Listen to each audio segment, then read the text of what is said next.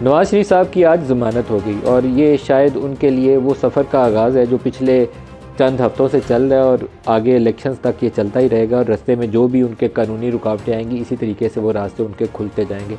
शायद इसी सबब उनको इस वक्त इस्टेब्लिशमेंट के लाडले के तौर पर प्रेजेंट किया जा रहा है, क्योंकि 2017-18 में जिस तरीके से उनकी सज़ा का अमल था उस वक्त वो नज़र आता था कि हर केस हर सूरत में नवाज शरीफ को सज़ा ही देनी है, कोई तरीका ऐसा है नहीं है कि वो बच पाएँ। वो पनामा का केस खुला था तो पनामा में एविडेंस नहीं थी आई तो इकामा में उन्होंने कहा कि सादिक अमीन नहीं है, डिसक्वालीफाइड और लाइफ टाइम डिसक्वालिफिकेशन। और केस खुला एवन फील्ड डिपार्टमेंट का और दूसरे मामला अजीज़िया वाले आए तो उसके अंदर फिर सज़ा और जज़ा का अमल लेकर वो आगे तक चले गए और नवाज शरीफ को जेल डाल दिया गया। आज अगर नैब के प्रोसिक्यूटर के बयानात अदालत में सुने तो वो खुल के कह रहे थे कि हमें सुप्रीम कोर्ट का हुक्म था, उसकी बिना के ऊपर हमने ये रेफरेंस दायर किया। और जब अदालत ने पूछा कि इसका मतलब है कि आपके पास सबूत नहीं थे, तो उनके पास आगे कहने को कोई जवाब भी नहीं था। उस वक्त जब ये मामला चल रहा था तो एक क्लियर हवा मौजूद थी और हवा ये थी कि इन सारों को चोर और डाकू डिक्लेयर करके तो इनको डालना है जेल के अंदर और अगली हुकूमत आएगी, इमरान खान की चेयरमैन पीटीआई होंगे, पाकिस्तान के अगले वज़ीर आज़म। ये तकरीबन एक डन डील थी। उस वक्त की जुडिशरी और उस वक्त की इस्टेब्लिशमेंट फुली ऑन बोर्ड थे और हर वो तरीक़ाकार अपना रहे थे जो आजकल नून लीग के लिए अपनाया जा रहा है। ये अफसोसनाक पहलू है, हम एक रीप्ले देख रहे हैं जो 2017 और 18 के वाक़यात थे, आज 2023 और 24 में जब इलेक्शन होगा उसका रीप्ले पूरा हम होते देख रहे हैं। उस वक्त नवाज शरीफ को जेल में डाला गया था नाअहल करार देकर और उनकी पार्टी चेयरमैनशिप उनसे सदारत छीन ली गई थी। आज इमरान खान जेल है, नाअहल है और उनकी पार्टी की चेयरमैनशिप वेरी सून उनसे छिन जाएगी और गौहर खान गो के उन्हीं के नॉमिनी हैं, वो पार्टी के चेयरमैन बन जाएंगे। ये सूरत हाल क्या पाकिस्तान के लिए फ़ायदा मंद या सूदमंद साबित हुई? 2017-18 के बाद 4 साल जो पाकिस्तान ने या 5 साल का सफ़र जो पाकिस्तान ने गुजारा है 2023 तक, पाकिस्तान ने क्या खोया और क्या पाया? अगर इसका एक छोटा सा जायज़ा लें तो हमारा रुपया 104 रुपये पे था उस वक्त। इसहाक डार को गालियाँ निकाली जाती थी कि इसने रुपये को मसनूई तौर पर यहाँ 104 पे रोक के रखा हुआ है। उसके बाद क्या हुआ? आज रुपया आपका घूम रहा है कोई 300 के करीब। फ़ौज वाले वो स्मगलरों को और ये क्रॉस बॉर्डर मूवमेंट के ऊपर डंडा लेकर जाते हैं तो 10-20 रुपये नीचे आ जाता है, नहीं तो 307 तक चला गया था। करंट अकाउंट डेफिसिट आखिरी साल जो था PMLN का अबाउट $19 बिलियन के करीब था करंट अकाउंट डेफिसिट। PTI का जो आखिरी साल था उसमें 17.3 अरब डॉलर था करंट अकाउंट डेफिसिट। उसके बाद PDM आ जाती है। PDM पाकिस्तान को क्या दे के गई है? ग्रोथ रेट जो था 6% से गिर कर -0.2 है या समथिंग लाइक दैट, उसके ऊपर चला गया। तो ये पाकिस्तान को कुछ फ़ायदा हुआ या ये जो गेम थी एक लाडले को मनपसंद अपना सेटअप हाइब्रिड रिजीम क्रिएट करने का, उससे पाकिस्तान को हमने डुबो दिया। तो क्या उससे हमने सबक सीखा? मेरा जवाब है कि बिल्कुल नहीं सीखा, क्योंकि आज हम 2024 के लिए एक वैसा ही नया तजर्बा करने की कोशिश कर रहे हैं जो बिल्कुल इस कौम को एक ऐसी पोलराइजेशन सिचुएशन में पिछले 1 साल से ला खड़ा इसने किया है। तो हम मज़ीद उसके अंदर इसी गड्ढे के अंदर और गिरते जाएंगे। उससे बचना बहुत ज़रूरी है। सऊदी अरब ने आज पाकिस्तान के 3 अरब डॉलर हमने उनसे उधार पे लिए हुए हैं 2 साल पहले से, उसको एक दफ़ा फिर रोल ओवर कर दिया और हम खुश हैं कि ये 3 अरब डॉलर हमें अभी वापस नहीं करने पड़ेंगे, क्योंकि हमारे रिजर्व्स में इतनी जान नहीं है। स्टॉक मार्केट हमारी किसी ज़माने में नून लीग के दौर में ही 52,000 का इंडेक्स क्रॉस किया था तो 100 अरब डॉलर की मार्केट कैप थी, 100 अरब डॉलर की। आज रुपया क्योंकि इतना आपका गिर चुका है, मार्केट का आपका इंडेक्स 60,000 से ऊपर चला गया, लेकिन अभी भी 30-35 अरब डॉलर के ऊपर मार्केट कैपिटलाइजेशन है। तो ये सूरत हाल इस वक्त पाकिस्तान के सामने है कि लोगों को सर्वाइवल अपनी मुश्किल है, 2 वक्त की रोटी खाना उनके लिए मुश्किल है, बिजली पानी के बिल देना मुश्किल है। तो हमें एक मुस्तहकम सियासी निज़ाम चाहिए। उसके अंदर इमरान खान की पार्टी जीती है या नवाज शरीफ की जीती है, लेकिन जो वोटों से जीते उसको हुकूमत बनाने का हक़ मिलना चाहिए, उसकी टांग खींच के उसको गिराना नहीं चाहिए। आज के प्रोग्राम मेहमान शख्सियत हैं शाहिद खाकान अब्बासी साहब, पाकिस्तान के फॉर्मर प्राइम मिनिस्टर हैं। अब्बासी साहब वेरी वार्म वेलकम। शुक्रिया सर। आपसे मैं गुफ्तगू का आगाज़ करने से पहले आज क्योंकि इमरान खान वाली एक बहुत बड़ी डेवलपमेंट है, उनको चेयरमैन के तौर पर पार्टी की जो हेड वाली पोजीशन है वेरी सोन वो उससे हाथ धो बैठेंगे और एक नया उनका नॉमिनी गो के उसके दस्ते शफ़क़त इमरानी का उनके सर पर होगा, वो पार्टी के चेयरमैन मुंतखब हो जाएंगे गौहर खान। तो मैं स्टार्ट करना चाहूँगा बैरिस्टर अली ज़फ़र साहब से, सेनेटर हैं पाकिस्तान तहरीक इंसाफ के। बैरिस्टर अली ज़फ़र साहब, आपको खुश आमदीद भी कहता हूँ। सर, ये फ़ैसला क्यों लेना पड़ा कि इमरान खान पार्टी चेयरमैन नहीं होंगे और गौहर खान को पार्टी चेयरमैन के लिए नामज़द किया गया? जी, इसकी वजह ये थी कि आपको पता है तोशा खाना केस में वो उनको उनकी सज़ा हो गई है और वो अपील अभी पेंडिंग है। सज़ा को उन्होंने हाई कोर्ट में सस्पेंड कर तो दिया है, और कल इस केस की समाअत भी है। अगर तो कन्विक्शन सस्पेंड हो जाती है उनकी, तो फिर तो यकीनी तौर पे वो इलेक्शन लड़ेंगे, इंट्रा पार्टी इलेक्शन कल या हफ्ते को जो होने वाला है।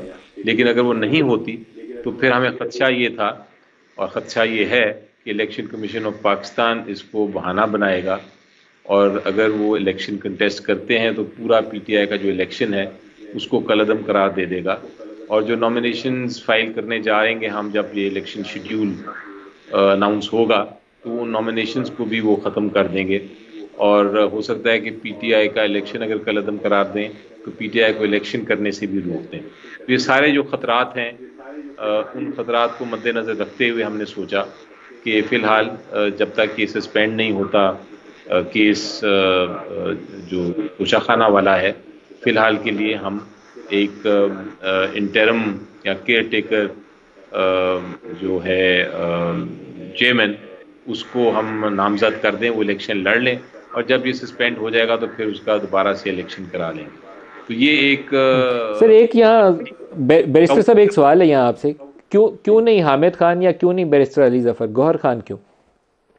जी देखें, हमारे पास बहुत कदावर शख्सियात हैं, पॉलिटिशियंस हैं जो पार्टी के मुख्तलिफ ओहदों पे हैं। उनको हटा के अपने जो उनके ओहदे हैं जिन पे उनको इलेक्शन कंटेस्ट करना चाहिए और जिस पे उनकी बड़ी जिम्मेदारी है, उससे हटा के तो एक टेम्पररी कुछ दिन के लिए एक ओहदे पे लाना और फिर दोबारा से हटाना, वो मुनासिब नहीं है। उससे एक तो इम्प्रेशन ये जाएगा कि जिस तरह कोई -1 फार्मूला पे हम अमल दरामद कर रहे हैं या कोई हम कू हो गया है, वो इम्प्रेशन भी हम नहीं देना चाहते थे। और दूसरा मुनासिब भी नहीं था कि एक कदावर शख्सियत को आप जो अपना ओहदा मुस्तकिल ओहदा संभाले हुए हैं उनको हम थोड़ी देर के हटाएं और फिर उस टेम्परी ओहदे पे डालें और फिर निकाल दें। तो ये इस सारी चीज़ों को मद्देनज़र रखते हुए हमने सोचा कि चूँकि एक इंटरम पीरियड ही है, तो जो भी नॉमिनी हो इस वक्त फिगर हेड के तौर पे, उसको हम इलेक्शन लड़ा दें, और उसके बाद फिर अगर ये सस्पेंड होता है, जो हो जाना है तोशाखाना की जजमेंट हाई कोर्ट से, आज नवाज शरीफ साहब की तो हो गई, उनको तो टोटली उन्होंने बरी ही कर दिया। तो उम्मीद है कि कल हमारा ये जो केस लगा है, हो सकता है कल अगर वो फैसला हो जाता है तो फिर हमें ये स्ट्रेटजी अपनाने की ज़रूरत नहीं। ये एक तरह के प्लान बी है जो हम इलेक्शन कमीशन ऑफ पाकिस्तान से के ख़तरात को सामने देखते हुए कि वो कोई भी ऑर्डर पास कर सकते हैं और बिल्कुल इलेक्शन के करीब पास कर सकते हैं, उसको देखते हुए हमने ये अपनाया है। लेकिन ये बड़ा क्लियर है अली ज़फ़र साहब, जब नवाज शरीफ को पार्टी हेड के तौर पर हटाया गया था तो पीटीआई ने उसके ऊपर बहुत खुशियां मनाई थी। आपको लगता नहीं है कि ये नाइंसाफ़ी का एक निज़ाम है? उस वक्त भी आपको इसके ऊपर एहतजाज करना चाहिए था, और अब अगर इमरान खान को हटाया जाने का एक अमल शुरू हुआ है तो इसके ऊपर भी तब आप हक बजानब होते हैं एहतजाज करते हुए या कोशिश करते हुए। ये दोनों सूरतों में गलत है या दोनों सूरतों में सही है? जी देखें, ये ज़रा मुख्तलिफ चीज़ है। ये तो हम वॉलंटरीली अपनी मर्जी से स्ट्रेटजी के तहत हमने एक सेटअप बनाया है ताकि हमारी कानूनी जो शिकें हैं वो पूरी हो जाएं, और जो ये कोई हमारे ऊपर सौंपा नहीं गया। हाँ, ख़तरात की वजह से और जिस तरह हमारे खिलाफ केस का वो नीचे बनाया गया और सज़ा हुई, उसकी वजह से इसको हमें स्ट्रेटजाइज करना ज़रूर पड़ा, लेकिन एक्शन हमारा वॉलंटरी है। दूसरे केस में तो सुप्रीम कोर्ट ऑफ पाकिस्तान ने फैसला किया था कि उनको वो पार्टी हेड नहीं रह सकते और उसकी वजह से उनको हटाया गया था। अब आप तनकीद कर सकते हैं सुप्रीम कोर्ट के फैसले पे, लेकिन बहरहाल वो सुप्रीम कोर्ट का ही फैसला था। ये वाला जो सिचुएशन है ये तो हमने वॉलंटरी किया है, ज़रूरी नहीं था कि हम करते ये, हम इसको कंटेस्ट अली ज़फ़र साहब, पॉलिटिकल इंजीनियरिंग का अमल था, उस वक्त भी पॉलिटिकल इंजीनियरिंग का अमल था, आज वही असूल आपके ऊपर लागू होता है, तो इस पॉलिटिकल इंजीनियरिंग से ग्रेस करनी चाहिए थी। अब नैब के केसेस जिसमें नवाज शरीफ को सज़ा हुई, पनामा की आज़ादाना तहकीकात से सज़ा उनको होनी चाहिए थी, एवन फील्ड की इन्वेस्टिगेशन होनी चाहिए थी, इकामा के ऊपर लाइफ टाइम डिस्क्वालिफिकेशन नहीं होनी चाहिए थी, नवाज शरीफ को सादिक अमीन नहीं है कह के डिस्क्वालीफाई नहीं करना चाहिए था। तो ये गलत काम था जो उस वक्त की सुप्रीम कोर्ट ने किया, पॉलिटिकल इंजीनियरिंग की उसने इस्टेब्लिशमेंट से मिलकर, और आपकी जमात उस वक्त बेनिफिशरी थी। ये दुरुस्त रवैया नहीं था। आज भी आपको इसके ऊपर आवाज़ उठानी चाहिए। पता नहीं आपका आज उनकी जो बेल है उसके ऊपर क्या रद्द अमल है, लेकिन ये अमल ही गलत था डे 1 से।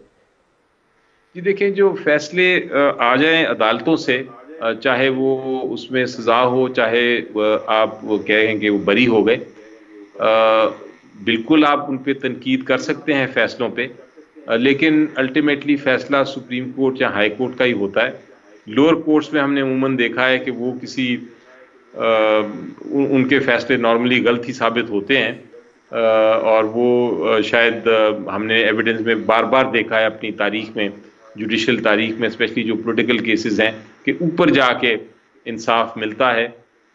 सो हम अपनी लीगल बैटल लड़ने को तैयार हैं।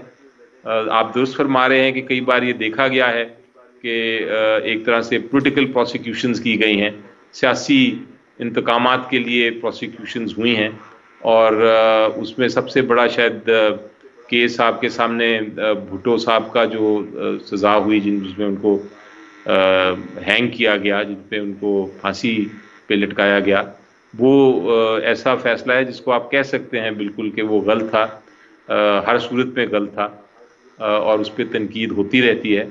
लेकिन जहाँ तक ताल्लुक़ है इस वक्त जो आजकल हो रहा है, यकीनी तौर पे जो जो मुकदमात बनाए गए हैं वो मैंने ज़ाती तौर पे देखे हैं, सारे मुकदमात बेबुनियाद हैं, उसमें कोई हकीकत नहीं, कोई शहादत नहीं आएगी।